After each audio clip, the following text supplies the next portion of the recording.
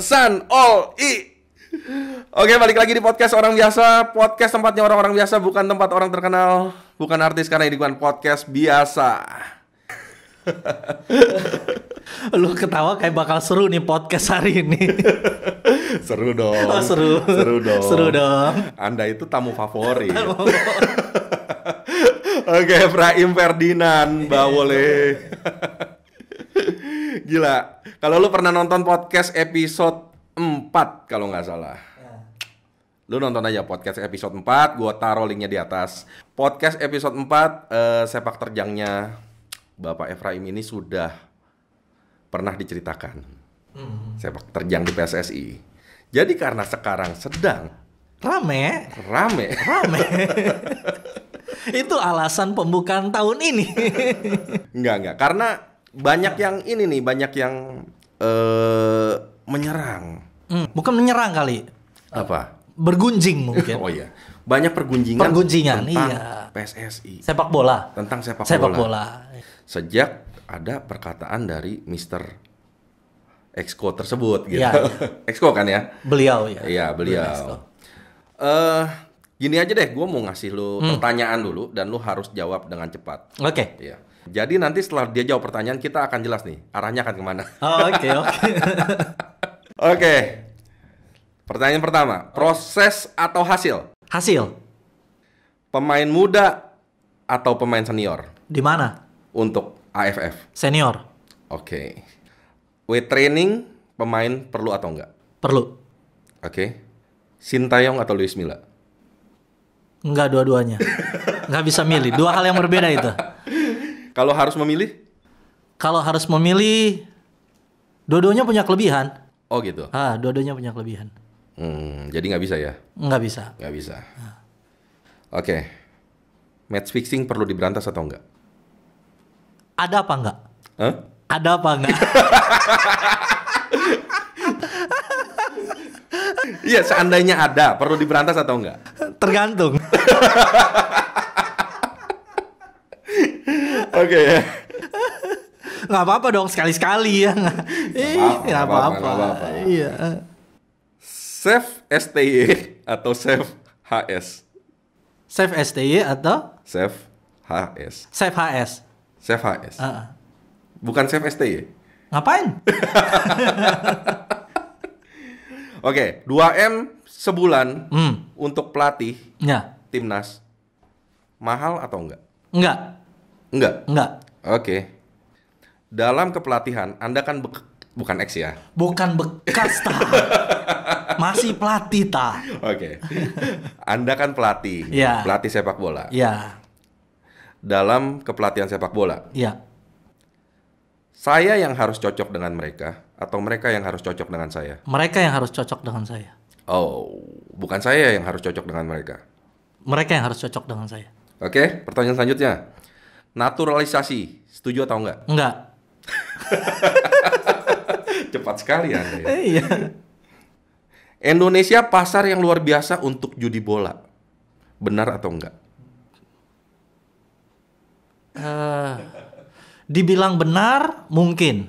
Dibilang enggak, mungkin juga. Kita bahas nanti. Lu mesti catat apa yang gue bahas deh. Apa yang gue jawab tadi. Oh iya. Iya. Hafal gue sama jawaban lo. Hafal. Oh, mantap. Oke. Indonesia tuh kekurangan striker apa enggak? Enggak. Oke, pertanyaan selanjutnya. Wajar nggak satu pelatih ngehandle 3 timnas U19, U23 dan senior? Enggak. Jawaban gue tetap kan ya? Enggak ya? Enggak ya? Enggak. Berarti jawaban Anda tuh sangat kontradiktif ya, sepertinya ya? Sedikit kontradiktif. Dari sudut pandang yang berbeda aja, bro. Oke. Bukan berarti gue lagi coba memposisikan gue kontradiktif, enggak sama sekali. Tapi dari sudut pandang yang berbeda aja. Oke, dari yang pertama dulu deh. Oke. Kenapa lebih butuh hasil daripada proses? Karena gini, di dalam prinsip juga kita mesti tahu endingnya dulu apa. Jadi kita nggak boleh selalu berpikir bahwa yang penting proses enggak. Seorang pemimpin, seorang leader atau seorang ditanya nih, lu mau main bola atau menang dulu dong. Gue mesti tahu visi gue, tujuan gue menang dulu.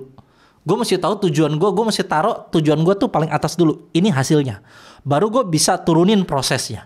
Baru gue bisa buat apa yang gue mesti buat. Kalau gue sendiri masih berfokus kepada proses, nanti ngambang kita. Orang nyebutnya hamarkeya, meleset dari sasaran gitu loh.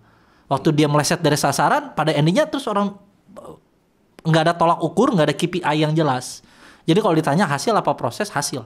Tapi kan prosesnya sendiri itu sebenarnya belum selesai. Ya kita percaya proses itu ada, tapi saatnya sekarang ada hasil yang diraih. Karena kalau tanpa ada hasil yang diraih, kepercayaan itu akan hilang. Orang tanya berapa lama lagi prosesnya, gitu loh. Ya tapi kan baru berapa bulan kita bangkit dari pandemi, bro. Semua dunia juga. Semua dunia juga. Iya, kecuali Indonesia doang. Kecuali Indonesia yang dikudeta gitu, kan enggak. Kalau orang tanya nih ya, sorry, gue buka sekali lagi, ini pandangan yang berbeda. Jangan semua pandangan terus kita jadi anti dengan pandangan ini, nggak boleh. Thailand ada uji coba internasional? Tidak. Liga mereka berjalan? Tidak. Selama 2 tahun dari 2020 sampai dengan akhir 2021. Vietnam melakukan hal yang sama? Tidak sama sekali. Mereka juga tidak bisa melakukan hal yang sama. Dunia ini termasuk dengan Indonesia sedang ada di dalam kepompong yang nggak bisa buat segala sesuatu yang banyak. Iya, tapi berarti kan kita juara 2 itu bagus dong, bro. Sama dong, berarti mereka lebih bagus dong. Karena dia juga nggak ngapa-ngapain. Siapa? Yang lain misalnya. Oh iya. Thailand misalnya dan iya, tapi dari sekian banyak yang ikut serta dalam AFF itu, runner up is okay lah untuk dalam hal mau sampai kita kapan? baru mulai. Mau sampai kapan? Nanti tiap kali mulai lagi AFF terus kita bilang proses lagi. Terus 2 tahun lagi terus kita bilang proses lagi. Oh nggak apa-apa, percaya proses. Sampai kapan? Mental orang kebiasaan runner up and then menyatakan runner up it is okay. Ya, runner up is okay to be runner up. Akhirnya nanti begitu runner up nggak apa-apa, kita lagi dalam proses. Enggak, orang butuh hasil. Jadi kembali sepak bola Indonesia butuh hasil. Tapi minimal kita sudah lebih baik lah dibanding yang lain kan. Enggak juga, kan yang kemarin-kemarin juga juara 2. Oh iya. Coach Benny Dolot juga lagi nonton di rumah. Bendol gini tuh, Bendol. Gue juga juara 2 kata dia gitu. Tapi Anda belum pandemi pada saat itu. Ya tapi gue gak dibayar 2 miliar.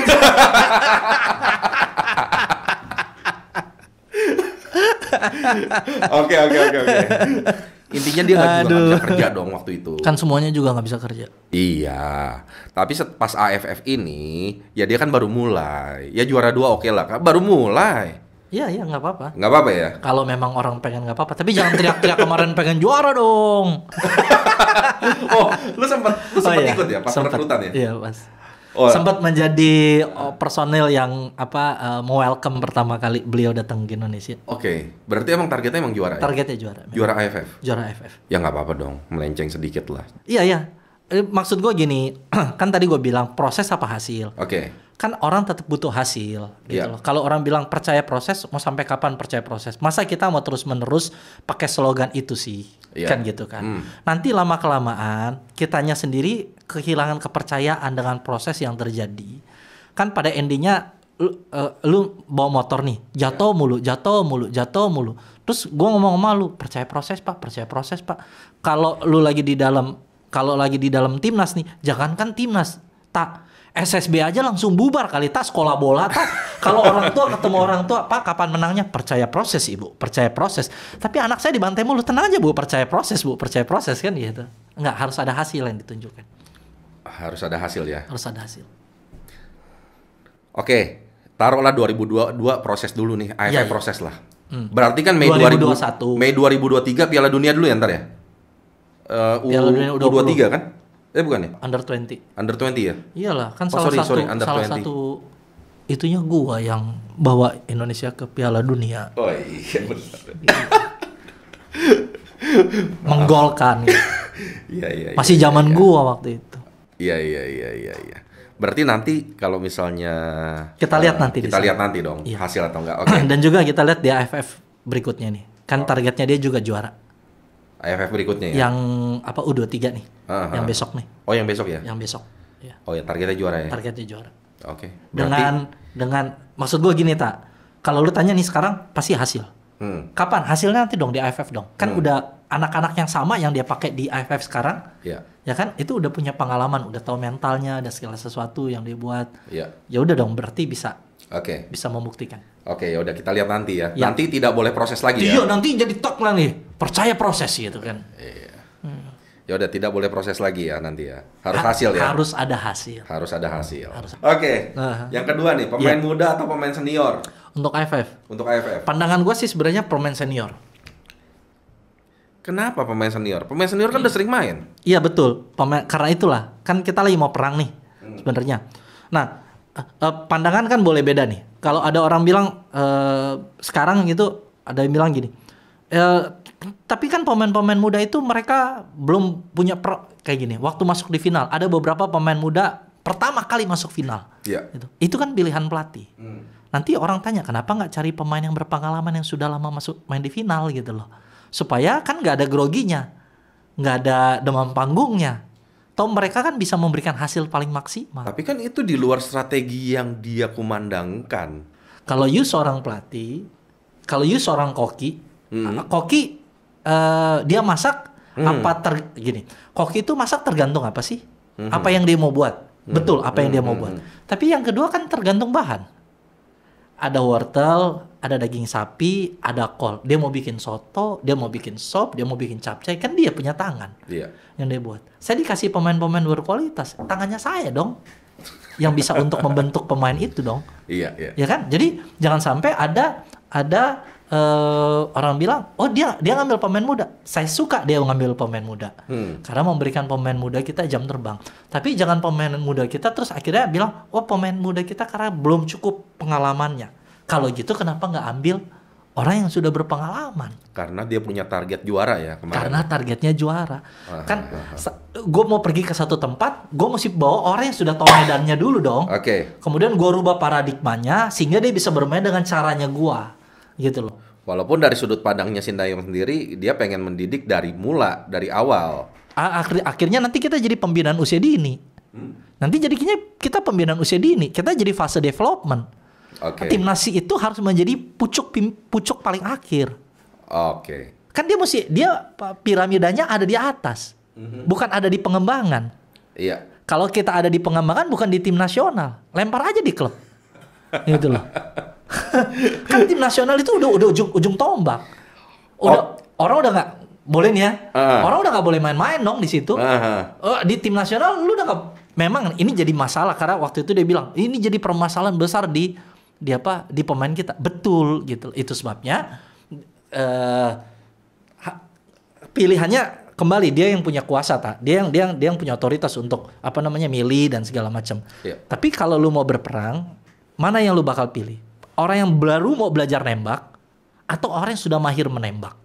Terus orang yang belum punya pengalaman perang atau orang yang sudah punya pengalaman perang? Sebagai pelatih kan gue cuma tinggal bilang strategi perang gue gini nih. Ini yang masuk, ini duluan, ini lu ngebom. Tapi gue cari orang yang udah bisa ngelemparin bom gitu loh. Ngelemparin mortir, nembak jarak jauh. Enggak orang yang gue lu mesti sedikit geser ke kiri ke kanan. Kan jadi 2 kali kerja. Mungkin dengan dia bikin formasi itu dia menganggap Indonesia karena emang dia punya target juara kan. Iya. Tapi kan kalau meleset juga ya siapa yang tahu kan. Anak-anak muda ini menghasilkan sesuatu yang luar biasa kok dengan mereka juara 2 dengan apa yang lu bilang tadi. Tapi kalau tadi lu bilang AFF nih, apakah senior, apakah pemain muda? Karena gini, kita tuh nggak lagi pengen berjaya di Piala Asia. Terlalu tinggi. Di Piala Asia itu ada begitu banyak nama-nama besar. Korea Selatan, Jepang gitu loh. Kemudian orang-orang Iran ada di sana. Ada mereka masih di atas sekali udah beda. Tapi kita masih di lingkup Asia Tenggara, di regionalnya kita.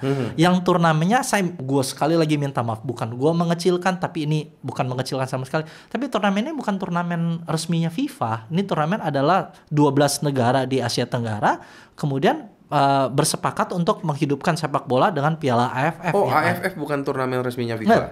Resminya FIFA adalah AFC Championship, kemudian baru mereka masuk pra Piala Dunia di dalamnya. Baru ada Piala Dunia Under 20, kemudian Piala Dunia Senior, Piala Asia yang ada. Nah ini kan piala di bawah nih. Ya, jadi targetnya itu adalah menguasai 10 negara nih di dalamnya. Maksud gue gini, kalau memang targetnya terlepas dengan apa yang ada. Karena kembali lagi itu haknya dia sebagai pelatih. Iya. Kemudian pencapaian anak-anak muda ini ada pencapaian yang luar biasa yang ada. Tapi kalau orang bilang gini, dengan anak muda yang dia milikin aja bisa juara 2. Bayangkan dengan pemain yang berpengalaman. Oke. Apa yang bisa dia dapat? Oke. Tadi juga lu bilang dalam kepelatihan saya cocok dengan mereka atau mereka cocok dengan saya. Iya. Kalau Sintayong kan pernah bilang kan, kenapa dia tidak memilih pemain-pemain yang diharapkan?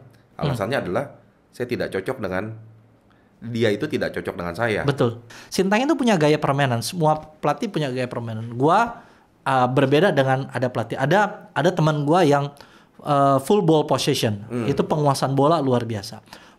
Possession to attack. Dia tuh possession to attack. Sedangkan gua filosofinya adalah defending to attack. Gua tuh orang yang filosofinya defense 7 turunan lah. Oke. Orang defense. Nah, waktu gua ngelatih tim, gua pengen tim gua bermain dengan gaya permainan gua. Oke. Dengan yang ada. Nah, di Indonesia ini sedang lagi kondisi terjadi bahwa Sintayong punya gaya permainan yang dia milikin sendiri. Yang kemarin di dalam rumor ada bilang, ini berbeda dengan apa yang diterapin di Indonesia. Betul apa enggak? Gue bilang bahwa pendapat itu betul. Karena di Indonesia, sejak dari Coach Luis Milla ada, Indonesia mengembangkan sebuah filosofi sepak bola Indonesia yang membangun, yang kita sebut dengan build up play, membangun permainan dari bawah. Oh, Sintayong juga main kaki ke kaki. Betul, orang kalau ngelihat cuma main kaki ke kakinya, maka kita akan bisa bilang dia mainnya sama. Tapi gayanya berbeda. Yang satu adalah gaya build up nih. Kalau mau dilihat adalah gaya permainan yang Indonesia lagi pengen terapin adalah gaya permainan Thailand lawan kita. Bener-bener ball possession. Hampir kuat di dalam ball possession. Sintayong berbeda. Sintayong itu punya gaya permainan yang hari-hari ini kita bisa melihat dia direct to target man. Dia tuh selalu nyari ke depan. Walaupun dia main dari pinggir, tapi dia mainnya langsung direct ke depan. Dia itu langsung masuk ke zona pertahanan lawan lah. Itu permainannya Sintayong. Itu permainannya Sintayong, iya. Nah, sedangkan Luis Milla itu yang dari kaki ke kaki tadi. Iya, dia build up play banget. Nah, kalau ball itu tadi yang lo bilang apa? Ball possession. Ball possession itu yang Luis Milla punya. Oke, itu yang Thailand itu yang lo bilang. Thailand punya. Jadi waktu kemarin tuh sempat ada di media sosial juga bilang gini, "Wah, kita diajarin main kaki, main passing-passingan sama Thailand." Betul. Tapi bukan berarti kita nggak bisa main passing-passingan kayak Thailand. Karena gaya permainan pelatihnya berbeda dengan gaya permainan pelatih Thailand. Lagi dapat maksudnya? Indonesia bisa main kayak Thailand bisa. Tapi gaya si STY nggak main kayak gitu. Dia nggak main kayak gitu. Dia tuh pengen tap bem. Dia 1 2 3 direct, 1 2 3 cari. Nah, kaki ke kakinya kemana? Pasti di build up nih. Di build up. Tapi tadi dia selalu cari ke depan. Dia lewat main sayap, dia cari nomor 9 untuk ada ke depan gitu loh. Nah, kemarin ada gunjingan gini. Di salah satu podcast Pak Haruna sempat ngomong, di liga kita menerapkan sebuah cara bermain yang berbeda. Gue nggak lagi menyinggung Alan, tapi kan karena kita lagi bahas isu yang lagi di dalam podcastnya Pak Haruna kan bilang memang cara permainan di klub beda dengan cara permainan Sintayong. Dan Sintayong tidak mensinkronisasikan cara permainan di level di bawah dengan di atas, tidak disinkronisasi. Belum mungkin. Karena gini, waktu kita ngebangun dengan filosofi sepak bola Indonesia, waktu itu pelatihnya, kepalanya adalah Luis Milla. Jadi dibangunlah sebuah, ini boleh orang setuju, boleh orang enggak, karena boleh aja. Tapi kita lagi sedang membangun permainan yang menyokong gaya permainan seperti itu waktu itu, gaya permainan seperti itu. Nah, akhirnya terjadilah filosofi sepak bola Indonesia yang selalu diupdate terus 1.0, 2.0. Build up play nih luar biasa. Gimana anak-anak bermain dengan kaki ke kaki, kemudian ball possession kuat, bermain segala macam. Nah, kemudian datang pelatih yang baru dengan gaya permainan baru. Ada 2 yang mesti dibuat sekarang. Apa itu? Pelatih kepalanya Sintayong sekarang menerjemahkan apa yang dia mau ke level di bawah. Nah, seharusnya kemarin sempat bilang, saya kekurangan yang kayak gini nih di liga. Aturan dia buat itu ketika dia baru datang. Waktu dia baru datang, dia kumpulin pemain pelatih liga, terus dia kasih tahu bahwa saya lagi pengen ngebangun timnas macam kayak gini. Mohon dibantu untuk di liga atau ekosistem sepak bola di bawah mengembangkan permainan yang seperti ini, sehingga jadi berkesinambungan kan? Itu tidak dilakukan. Bukan nggak dilakukan, tapi terjadi gap gitu loh. Karena yang tadi Pak Haruna punya alasan karena Iya. waktu itu sampai dengan Elite Pro Academy. Jadi di PSSI itu seingat gue ya waktu masih di sana masih ada Elite Pro Academy IPA Under 20 U20 nih. Liga A, Liga 1 U20-nya dan itu mengembangkan sepak bola yang di build up permainannya. Iya. Itu loh.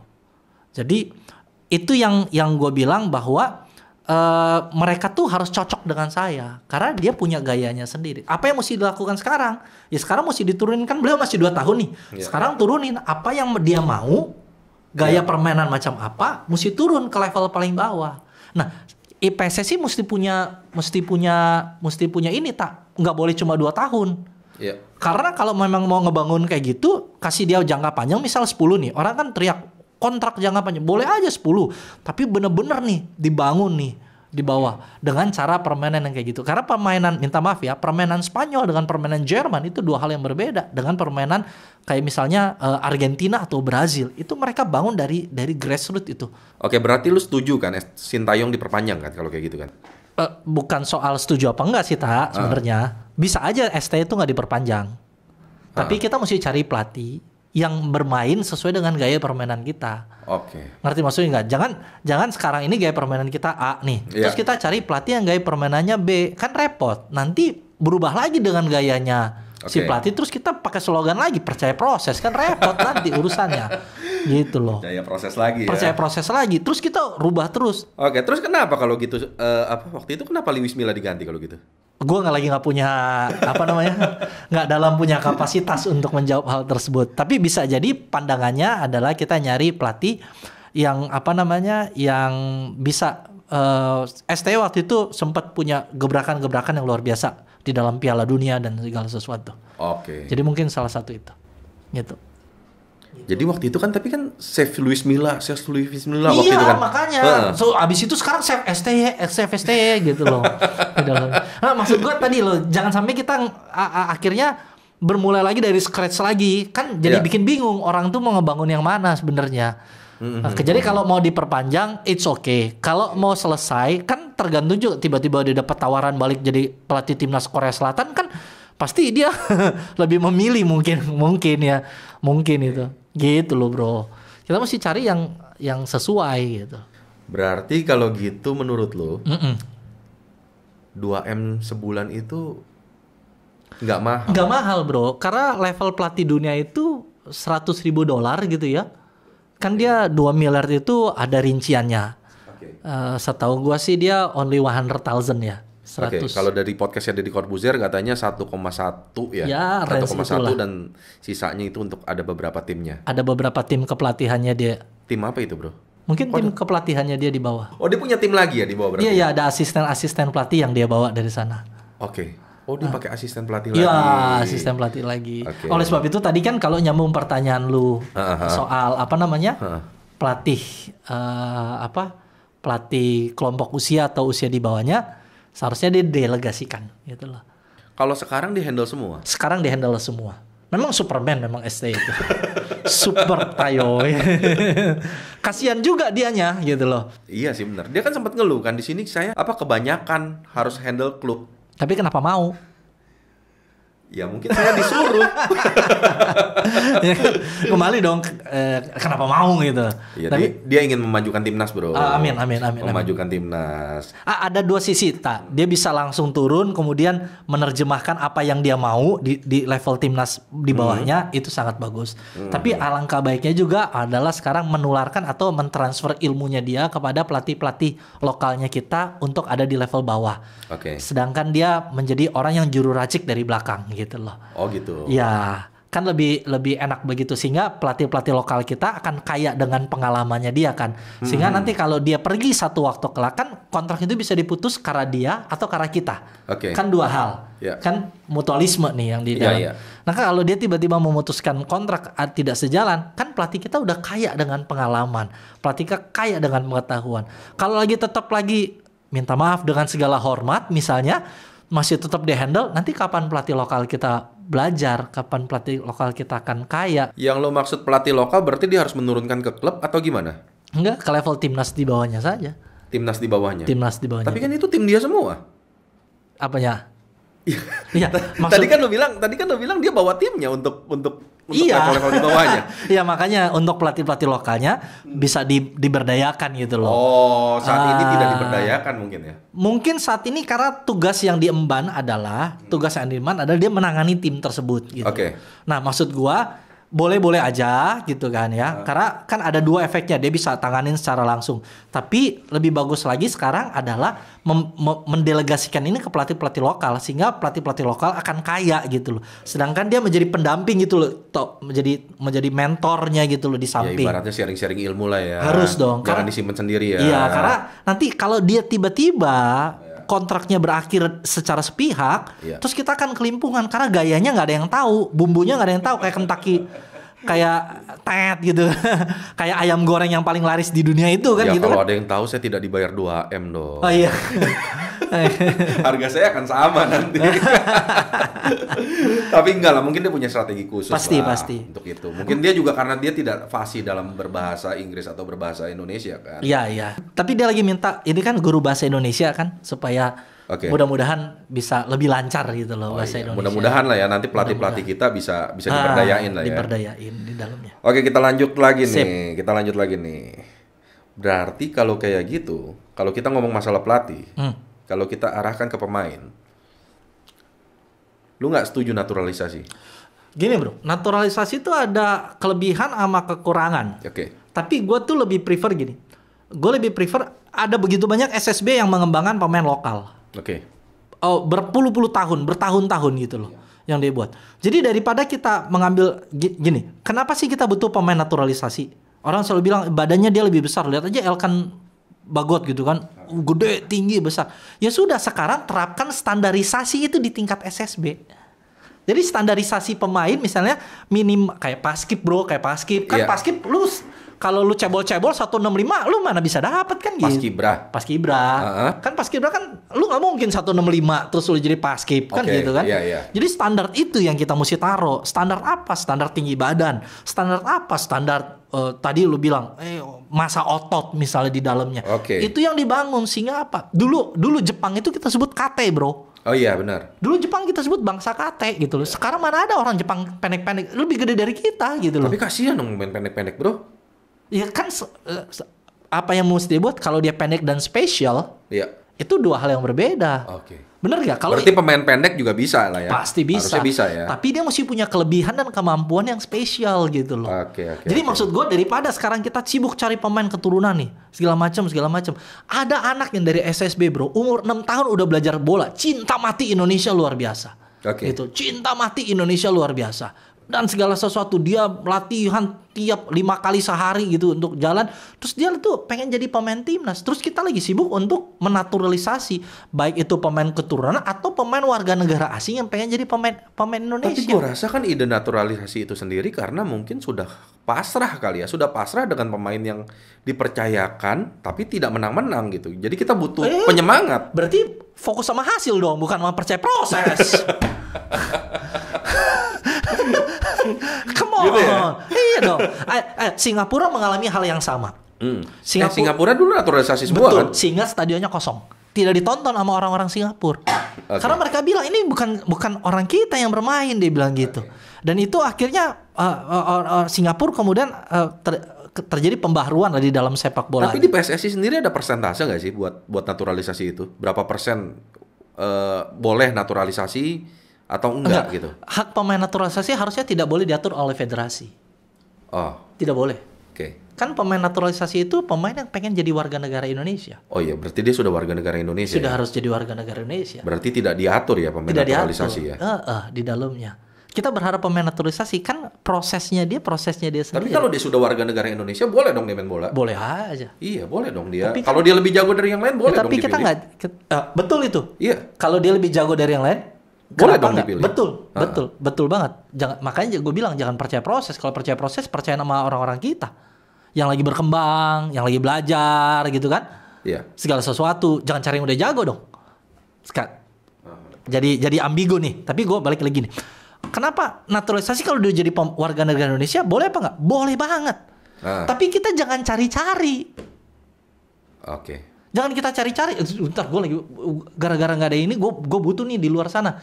Kan Ayo, mau nggak lu gue naturalisasi gitu? Betul. Gitu Akhirnya ya? kita cari warga kita sibuk sekali membiodata segala macam keturunan. Kayak kita mencari silsilah bro ya nggak? Mana nih pemain-pemain yang ada? Terus mereka udah lama bermain di sebuah negara, mari kita tarik untuk bermain untuk Indonesia. Bukan apa-apa, tapi kan anak-anak kita yang begitu banyak. Jangankan gitulah. Contoh misalnya, lu udah latihan nih sebuah sekolah bola gitu lama dan segala macam. Terus lu lihat nih ada pemain bola di klub lain lebih bagus misalnya. Iya. Terus lu bilang gini, lu main dong buat gua gitu kan. Sini lu jadi pemain inti. Terus anaknya udah lama bermain di sekolah bola tersebut tersingkir. Karena hatinya gimana? Kan kita membunuh pengembangan sama pembinaan usia dini kita sebenarnya. Jadi menurut lu naturalisasi nggak apa-apa asal jangan dicari.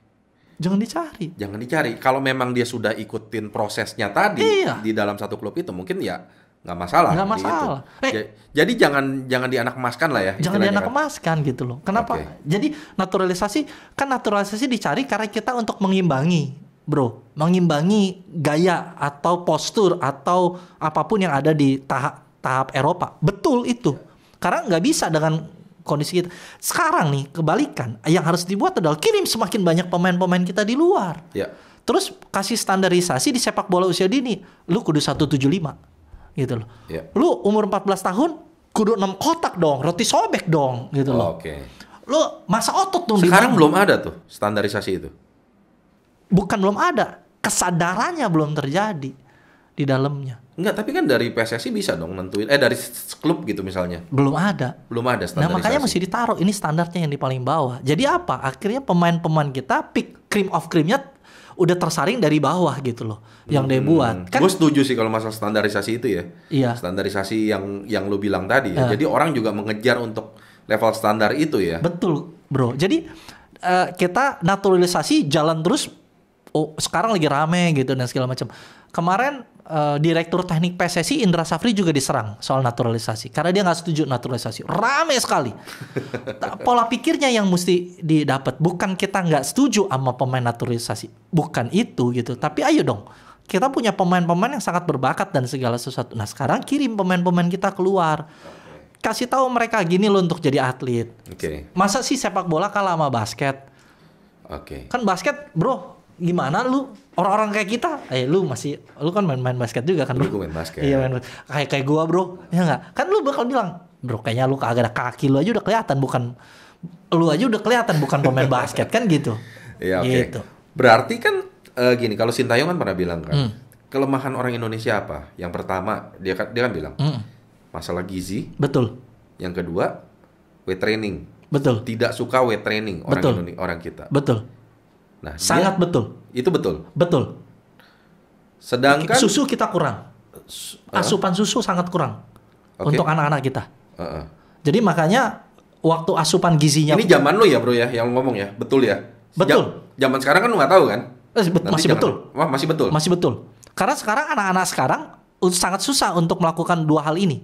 Ya. Untuk mereka mengerti soal gizi nih sangat susah. Makanya tadi gue bilang kalau ini nggak dibangun nih, lu mau jadi atlet gak sih? Kalau lu mau jadi atlet ini lo hidup lu gitu loh. Tapi di klub sendiri ada pakar nutrisi nggak sih sebenarnya? Ada pakar nutrisi, tapi bakso lebih enak. Sama gorengan lebih enak bro. Disiplinnya kali iya dong. Kan kesadarannya yang nggak ada. Kan kesadaran. Sama kayak weight training nih. Orang tuh di mana-mana. Contoh kita lah bro, gue juga nge-gym kan. Karena kan waktu masa pandemi juga kita butuh sehat. Apapun yang terjadi kita butuh sehat, itu jadi kebutuhannya kita untuk olahraga. Jadi mau nggak mau tetap lari gitu kan bro. Lu sepedahan ya nggak? Lu sepedahan kan itu kebutuhan kita. Nah pemain kita mesti tahu bahwa itu kebutuhannya dia untuk jadi atlet. Jadi standarisasinya penting. Weight training tadi gue bilang, Indonesia nggak suka weight training. Iya, karena yang kayak gitu nggak diterapin. Begitu dikasih weight training, aduh berat nih, fisik nih.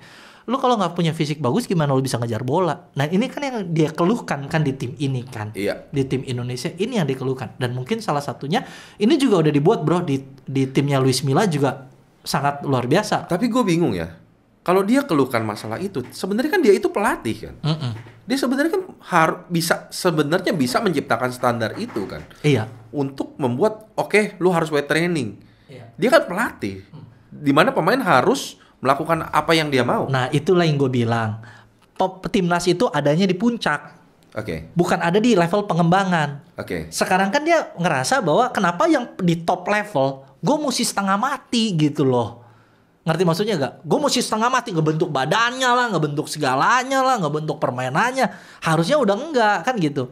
Mohon maaf ya di podcast orang biasa kalau gue bilang kalau lu nggak bisa main emang lu goblok gitu. Mohon maaf nih. Iya. Omongnya gitu. Nggak apa-apa. Kasar gitu.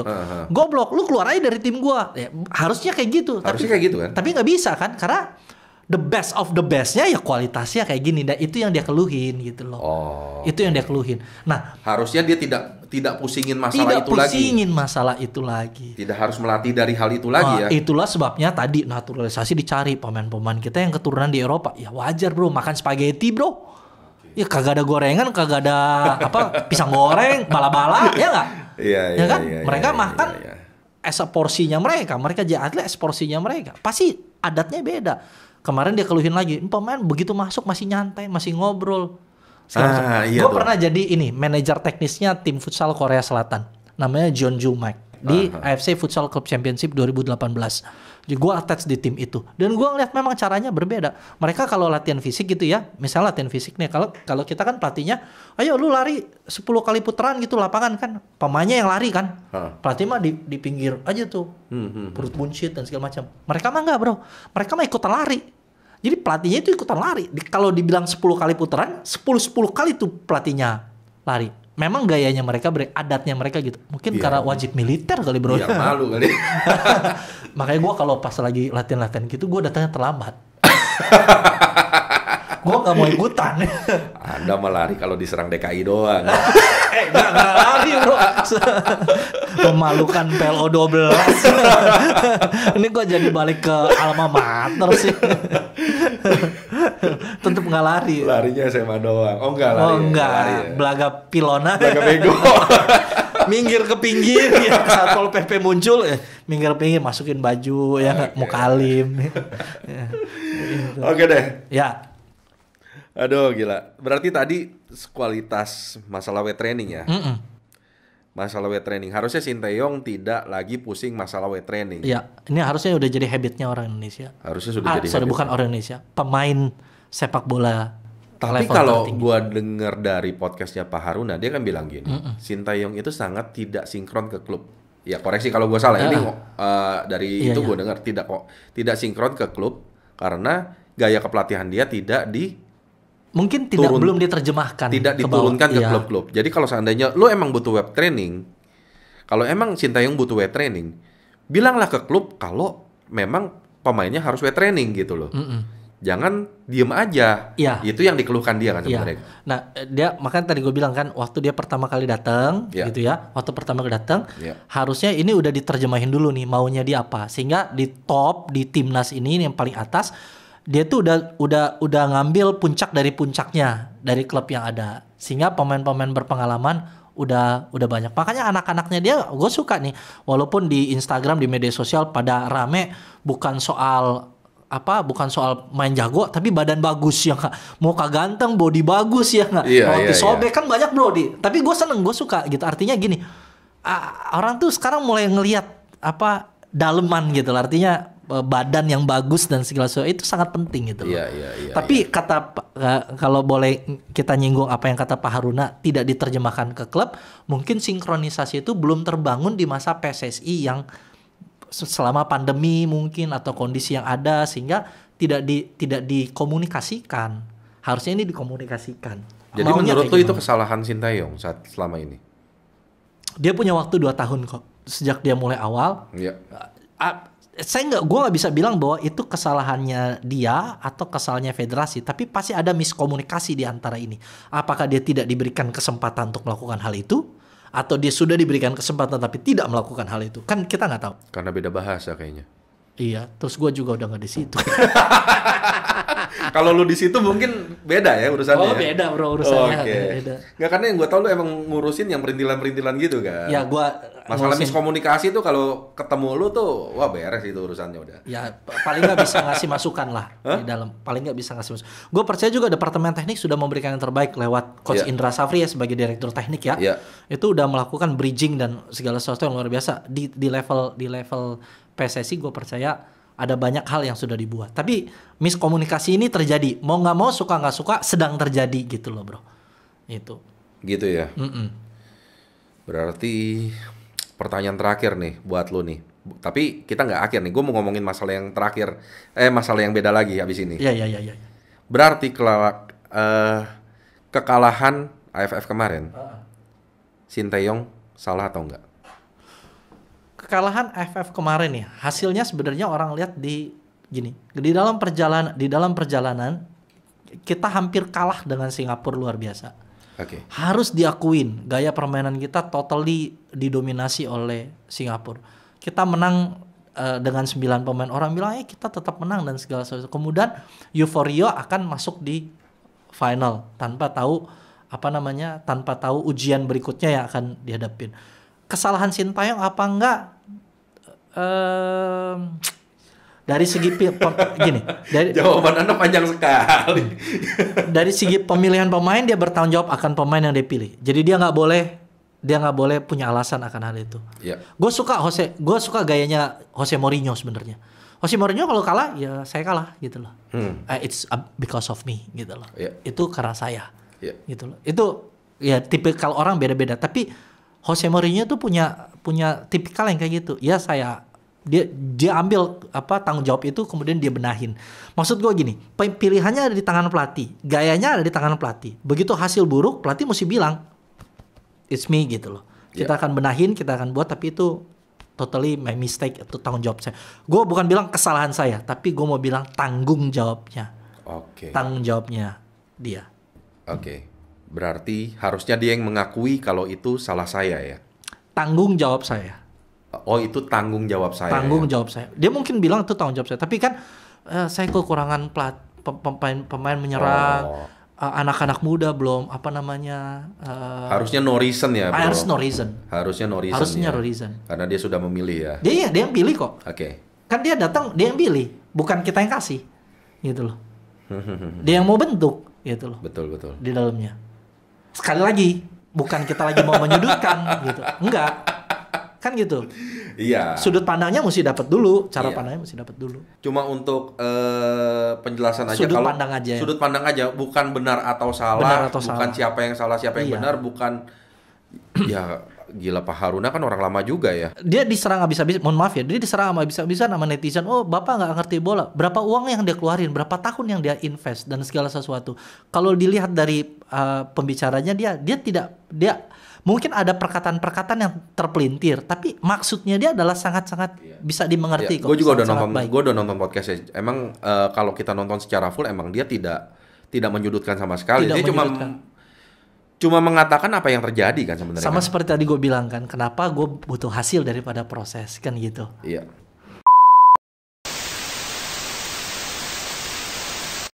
Match fixing itu perlu diberantas atau enggak? Ini terjadi bro di liga kita. Oh. Di musim tahun berapa? Masa sih bro? Ada bro. Ada yang katanya nggak ada. Iya sekarang kan deliknya apa? Pidana. Apa yang kena? Saya merasa dirugikan. Ya kamu laporin. Kenapa? Saya merasa dicurangi. Delik hukum dicuranginya mana? Kan nggak ada. Bukan Chef Sinteyong ya? Bukan Chef Sinteyong. Chef Haruna.